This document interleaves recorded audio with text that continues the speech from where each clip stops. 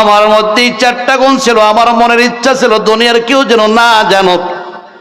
ও আল্লাহর ওলি, তুমি এমন শর্ত লাগাইলা আজকে কেউ সামনে আগায় না, বাধ্য হয়ে আমার সামনে আসা লাগলো। মানুষ তো আমার আমলের কথা জেনে ফেললো, না জানি হাসরের ময়দানে আমার আমল সব বরবাদ হয়ে যায় কিনা। এরে আল্লাহর ওলি শোনো, তুমি আল্লাহর ডাকে সাড়া দিয়ে বিদায় নাও।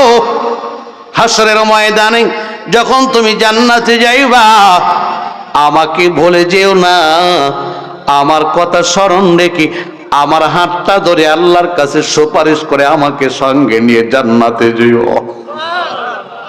আরে যার মধ্যে চারটা গুণ আছে সেই বান্দা এই কথা বলতেছে, হায় হায়। যার মধ্যে চারটা গুণ আছে ওই বান্দা চোখের পানি ছেড়ে কাঁদে আর বলে, আল্লাহর ওলি, আল্লাহর ডাকে